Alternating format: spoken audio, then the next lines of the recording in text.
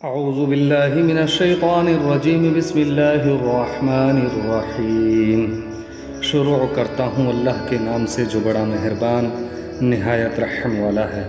پیارے برادران اسلام، السلام علیکم ورحمۃ اللہ، اور آپ دیکھ رہے ہیں اسلامی TTS میسج۔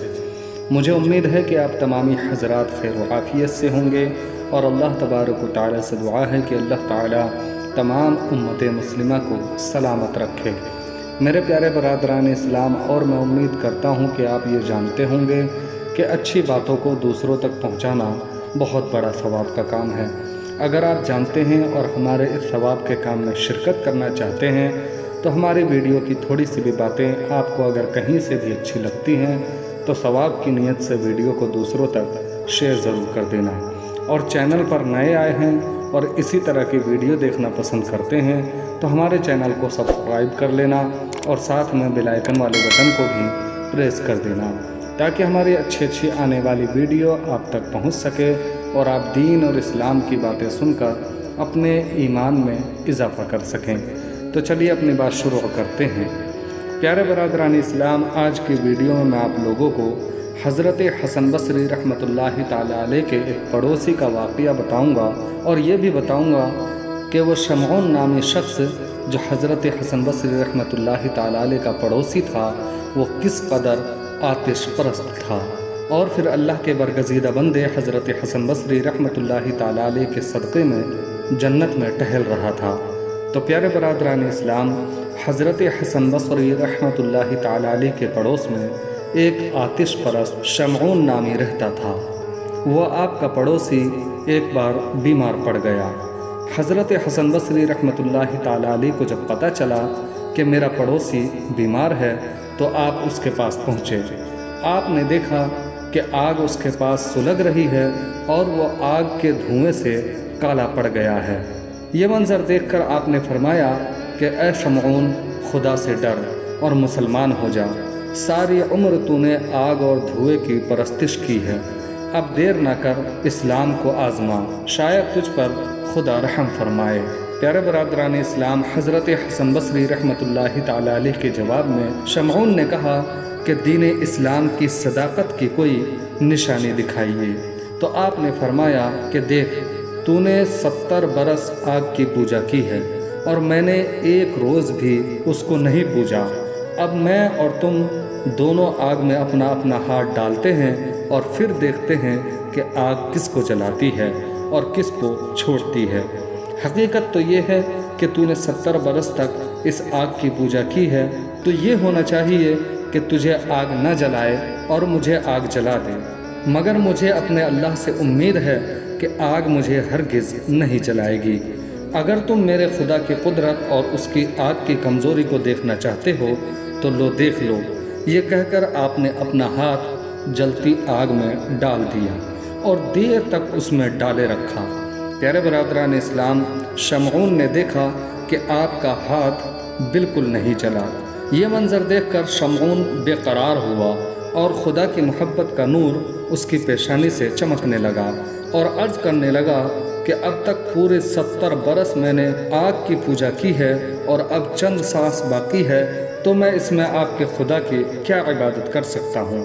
حضرت حسن بصری رحمۃ اللہ تعالیٰ علیہ نے فرمایا کہ تو اس کی فکر نہ کر، کلمہ پڑھ لے تو میرا خدا فوراً راضی ہو جائے گا اور پچھلے 70 برس کی آگ کی ساری پرستش تیری معاف ہو جائے گی۔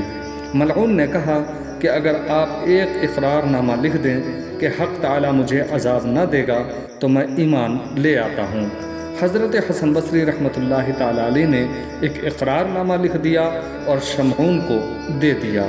پیارے برادران اسلام، شمعون نے وہ اقرار نامہ لیا اور کلمہ پڑھ کر مسلمان ہو گیا، اور پھر حضرت حسن کو وصیت کی کہ جب میں مر جاؤں تو غسل دینے کے بعد آپ خود مجھے قبر میں اتاریں اور یہ اقرار نامہ میرے ہاتھ میں رکھنا، تاکہ کل قیامت کے دن میں یہ دکھا کر عذاب سے بچ جاؤں۔ پیارے برادران اسلام، پھر کلمہ شہادت پڑھا اور شمعون اسی وقت مر گیا۔ پیارے برادران اسلام، حضرت نے اس کی وصیت کے مطابق کیا اور بہت سے لوگوں نے ان کی نماز جنازہ بھی پڑھی۔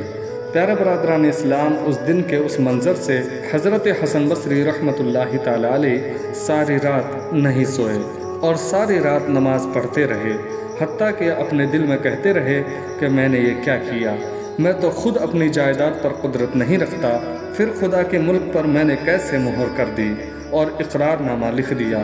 اسی خیال میں آپ رہے کہ آپ کو نیند آ گئی۔ آپ سو گئے تو شمعون کو آپ نے دیکھا کہ تاج سر پر رکھے ہوئے نورانی لباس پہنے بہشت کے باغوں میں ٹہل رہا ہے۔ حضرت حسن بصری رحمۃ اللہ تعالی علیہ نے دریافت کیا کہ اے شمعون، تیرا کیا حال ہے؟ تو اس نے کہا کہ آپ کیا پوچھتے ہیں؟ حق تعالیٰ نے مجھ پر بڑا فضل فرمایا ہے اور ایک بہت بڑے محل میں اتارا ہے اور اپنا دیدار بھی عطا فرمایا ہے، اور جو مہربانیاں مجھ پر فرمائی ہیں مجھ میں وہ طاقت نہیں کہ میں بیان کر سکوں۔ اے حسن بصری رحمۃ اللہ تعالی علیہ، اب آپ کے ذمے کچھ بوجھ نہیں رہا، آپ کا اقرار نامہ میرے بڑے کام آیا، اب یہ لیجئے اپنا اقرار نامہ، کیونکہ اب اس کی ضرورت نہیں ہے۔ یہ کہہ کر وہ اقرار نامہ اس نے حضرت حسن بصری رحمۃ اللہ تعالی علیہ کو دے دیا۔ حضرت حسن بصری رحمۃ اللہ تعالی علیہ جب بیدار ہوئے تو وہ اقرار نامہ ان کے ہاتھ میں تھا۔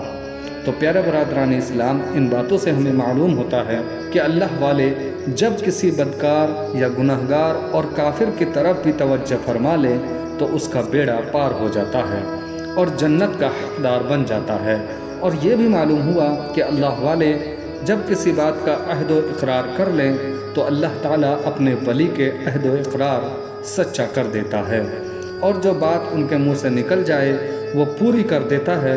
پھر جو ان ولیوں اور نبیوں کے بھی آقا و مولا یعنی ہمارے آقا حضور تاجدار مدینہ سید الانبیاء احمد مجتبیٰ محمد مصطفیٰ صلی اللہ تعالیٰ علیہ وسلم، وہ کیوں نہ جنت کے مالک وہ مختار ہوں گے، اور ان کی یہ شان کیوں نہ ہوگی کہ وہ جسے چاہیں جنت میں داخل کر دیں اور جسے چاہیں جنت سے نکال دیں۔ تو پیارے برادران اسلام، اللہ تبارک و تعالیٰ سے دعا ہے کہ اللہ تعالیٰ ہم تمام لوگوں کو آتش پرستی سے محفوظ عطا فرمائے، اور اللہ تبارک و تعالیٰ سے دعا ہے کہ اللہ تعالیٰ ہمیں حضرت حسن بصری رحمۃ اللہ تعالی علیہ کے نقش قدم پر چلنے کی توفیق عطا فرمائے، اور اللہ تبارک و تعالیٰ سے دعا ہے کہ اللہ تعالیٰ ہمیں پکا سچا نمازی بنائے، آمین ثم آمین۔ تو پیارے برادران اسلام، آج کی ویڈیو میں بس اتنا ہی۔ ویڈیو اچھی لگی ہو تو ویڈیو کو لائک کرنا اور ثواب کی نیت سے ویڈیو کو دوسروں تک شیئر ضرور کر دینا، اور چینل کو سبسکرائب کر لینا، اور ساتھ میں بیل آئیکن والے بٹن کو بھی پریس کر دینا تاکہ ہماری اچھی آنے والی ویڈیو آپ تک اسی طرح پہنچتی رہے۔ تو چلیے ملتے ہیں اگلی ویڈیو میں، تب تک کے لیے اللہ